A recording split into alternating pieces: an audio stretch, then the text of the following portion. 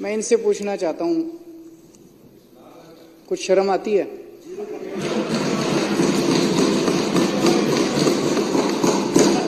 क्या मुंह दिखाते हो यार, जब अपनी गली में अपने घर जाते हो आप लोग? पूरी दुनिया को क्या मुंह दिखाओगे कि ऐसी पार्टी में आप लोग हो?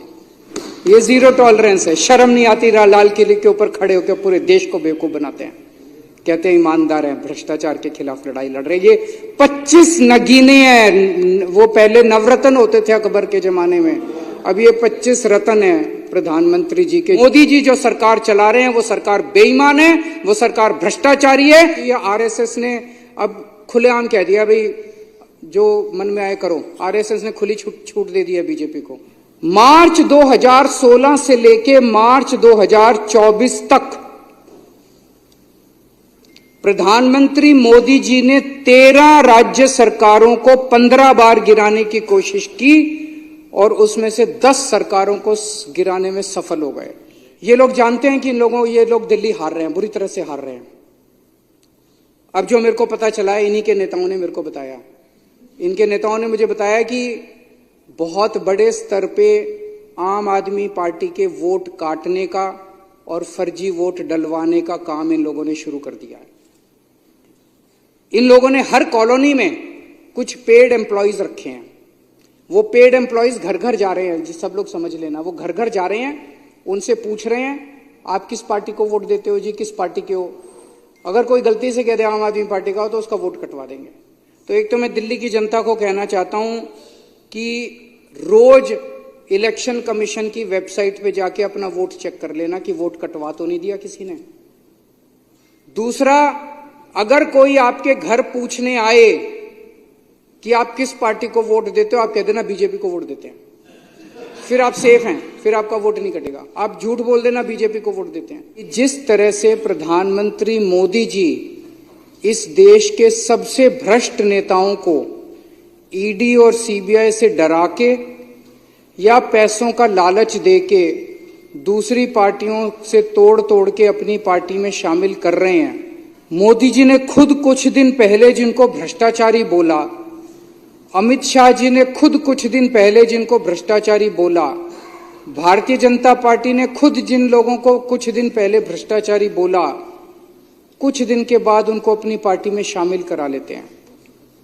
27 जून 2023 को प्रधानमंत्री जी ने कहा कि अजीत पवार पे 70,000 करोड़ रुपए के घोटाले का आरोप है, हम इनको जेल भेजेंगे।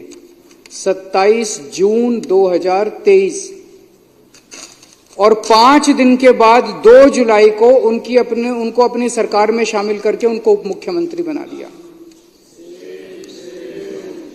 मैं इनसे पूछना चाहता हूं, कुछ शर्म आती है?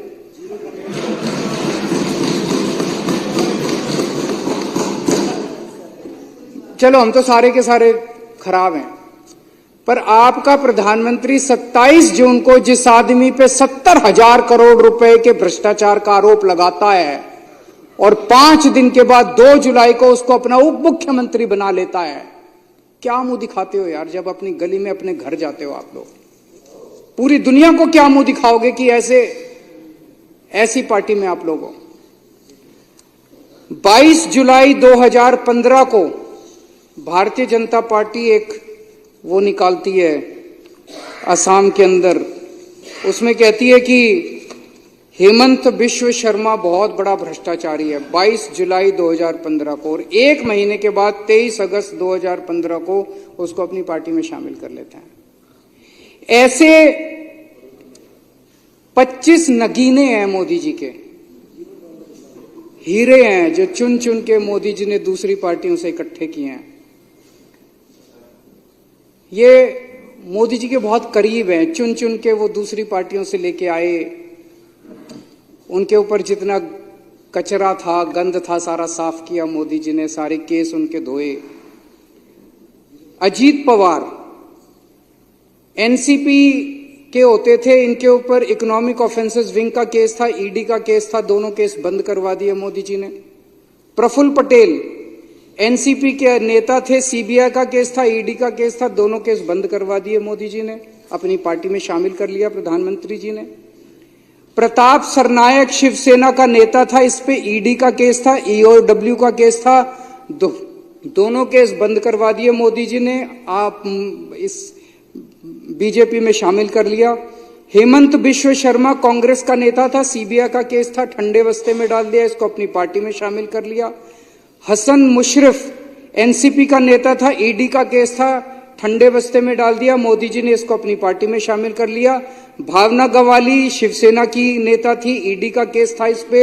यामिनी और यशवंत जाधव शिवसेना के नेता थे, ईडी का केस था, इनका केस ठंडे बस्ते में डाल दिया। सीएम रमेश, रविंदर सिंह, संजय सेठ, शुभेंदु अधिकारी, के गीता, शोभन चैटर्जी, छगन भुजबल, कृपा शंकर सिंह, दिगंबर कामत, अशोक चौहान, नवीन जिंदल, तपस रे, अर्चना पाटिल, गीता कोड़े, बाबा सिद्दीकी, ज्योति मिंडा, सुजाना चौधरी, ये इनकी ईमानदारी है,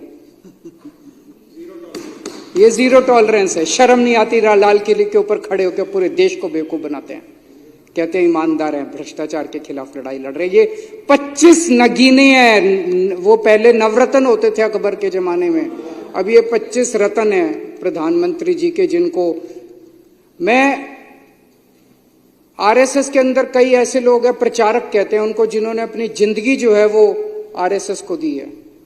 वो जब घर घर जाते होंगे, क्या कह के वो जनता का सामना करते होंगे कि जिस आदमी को प्रधानमंत्री ने 2 दिन पहले कहा कि 70,000 करोड़ का घोटाला हो गया, सारे बीजेपी वाले आरएसएस वालों ने व्हाट्सएप ग्रुप पे उसको भेजा लोगों को कि 70,000 करोड़ का घोटाला, आज प्रधानमंत्री ने 5 दिन बाद उसको अपने यहां शामिल करके उसको उप मुख्यमंत्री बना दिया। क्या शक्ल दिखाते हैं ये लोग।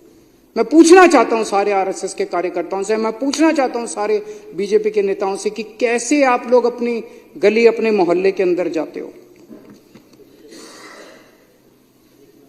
और मैं आरएसएस वालों के ऊपर ज्यादा दया आती है, उन्होंने कईयों ने अपनी जिंदगी आरएसएस के लिए दे दी और अब उनका एक ही, उनको अब टिकट नहीं मिलती।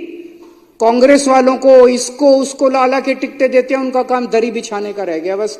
कभी कांग्रेसियों के लिए दरी बिछाते हैं, कभी एनसीपी वालों के लिए दरी बिछाते हैं, कभी शिवसेना वालों के लिए दरी बिछाते हैं। आरएसएस के कार्यकर्ताओं का काम अब केवल दरी बिछाने का रह गया, कभी इस नेता के लिए दरी, क्यों उनको टिकटें मिलती नहीं मिलती उनको। इसके अलावा इन्होंने कई सरकारों की चोरियां की, टॉपल किया, सरकारों को उखाड़ के फेंका। मार्च 2016 से लेके मार्च 2024 तक प्रधानमंत्री मोदी जी ने 13 राज्य सरकारों को 15 बार गिराने की कोशिश की और उसमें से 10 सरकारों को गिराने में सफल हो गए। ये सरकारें नहीं गिराई, ये सरकारों की चोरी की है। ईडी और सीबीआई को भेज के, उनको धमकी देके, उनको लालच देके, पैसे से खरीद के उनकी सरकारों की चोरी की है इन लोगों ने। ये कोई मामूली वो नहीं है कि सरकारें गिरा दी। उत्तराखंड में मार्च 2016 में इन्होंने 9 कांग्रेस के एमएलए तोड़ के और हरीश रावत की सरकार गिराई। 2016 में अरुणाचल प्रदेश में 33 पीपीए के 43 में से 33 एमएलए तोड़ के वहां पे सरकार गिरा दी, वहां सरकार बना ली। गोवा में जुलाई 2019 में इनको बहुमत नहीं मिला मार्च 2017 के रिजल्ट्स में, नतीजन इन्होंने 12 कांग्रेस के एमएलए तोड़ के सरकार बना ली। कर्नाटक में 2019 में इनको बहुमत नहीं मिला, इन्होंने 17 कांग्रेस के और जेडीएस के एमएलए तोड़ के सरकार बना ली। मध्य प्रदेश में 2020 में इनको बहुमत नहीं मिला और इन्होंने 22 एमएलए तोड़ के, ये बहुत सारे केस हैं, 10 सरकारें तोड़ के इन्होंने सरकार बना ली। आरएसएस ने अब खुलेआम कह दिया भाई जो मन में आए करो, आरएसएस ने खुली छूट दे दी है बीजेपी को। यही मैंने मोहन भागवत जी से पूछा था, क्या मोदी सरकार की बेईमानियों और भ्रष्टाचार का आरएसएस समर्थन करती है?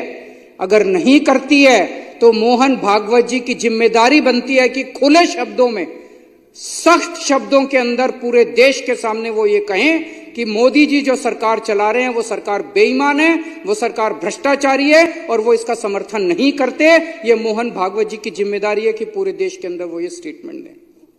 मैंने जेल के अंदर सुभाष चंद्र बोस, भगत सिंह, इनको बहुत पढ़ा। इन लोगों ने अपनी जान की कुर्बानी लगा दी, जान इन्होंने दे दी अपनी देश को आजाद कराने के लिए। किस लिए आजाद कराया इन्होंने देश? इसीलिए तो आजाद कराया था कि देश के अंदर एक जनतंत्र होगा, जनता चुनेगी, जनता के चुने हुए नुमाइंदे वो सरकार चलाएंगे, जनता के सपने पूरे करेंगे। इसलिए थोड़ी करा था कि एक एलजी आके बैठ जाएगा, अफसर आके बैठ जाएंगे और चुने हुए लोगों को दरकिनार करके और अपनी मर्जी से सरकार चलाएंगे। दिल्ली के लोगों ने एक मेयर को चुना, दिल्ली के लोगों ने काउंसलरों को चुना, दिल्ली के लोगों ने एक सदन को चुना, एमसीडी को चुना, दिल्ली नगर निगम को चुना और उनको कहा भाई अब आप दिल्ली की व्यवस्था चलाओ, दिल्ली की नगर निगम को चलाओ। ये क्या हो रहा है इस देश के अंदर? क्या इसीलिए हमारे देश के स्वतंत्रता सेनानियों ने अपनी जान गंवाई थी? खत्म कर दिया जनतंत्र इन लोगों ने। इतनी बुरी राजनीति मैंने कभी नहीं देखी थी। मेरा तो छोटा सा राजनीतिक जीवन है, मैं तो 10-12 साल से ही राजनीति में हूं, लेकिन इतनी बुरी राजनीति मैंने देश के अंदर कभी नहीं देखी थी। और मैं उम्मीद करता हूं कि हमसे जो बन पड़ेगा हम वो सब करेंगे देश की राजनीति को साफ करने के लिए। उसी के लिए आए हैं, देश राजनीति को साफ करना और जनता की सेवा करनी है। भगवान हमें अपना आशीर्वाद दे और हमें अपनी दिशा दिखा।